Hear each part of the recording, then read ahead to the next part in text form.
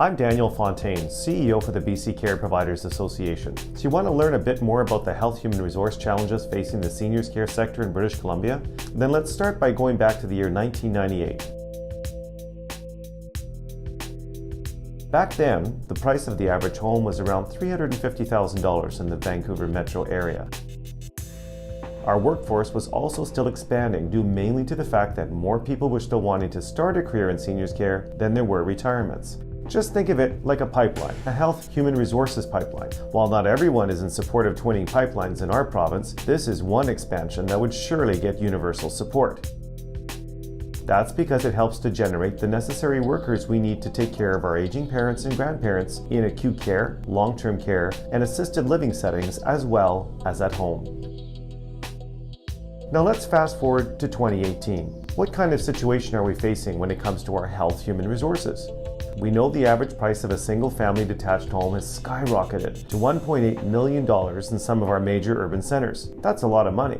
And those homeowners can now tap into things like reverse mortgages and easily buy the type of private healthcare and home care that was out of their financial reach back in 1998. We also now have a number of other factors at play.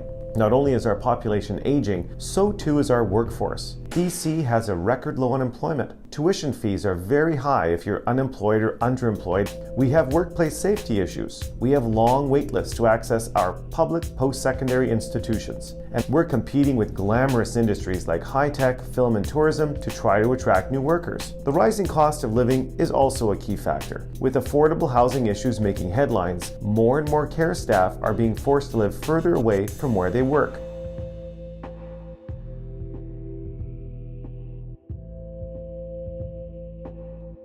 So in 2018, that health human resources pipeline I talked about looks a lot different. There are fewer people going into it, but more importantly, that pipeline has now been diverted. Because of rising land and home values, people can now access and tap into getting their own supply of private care. That private care has now diverted some of the staff who would traditionally have been working in our publicly funded primary care, long-term care, assisted living, and home support. And if we look ahead into the year 2025, some would argue that things might get even more challenging when it comes to our health human resources.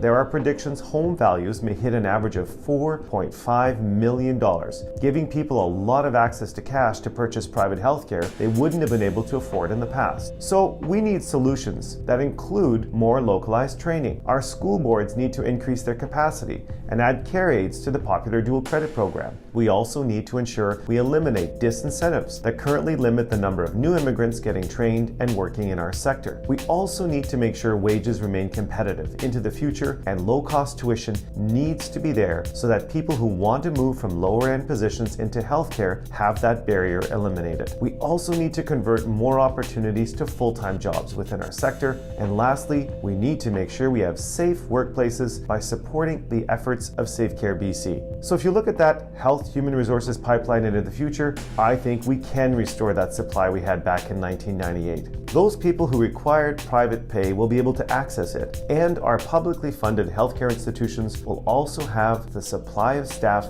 they need to make sure that they can provide excellent seniors care into the future.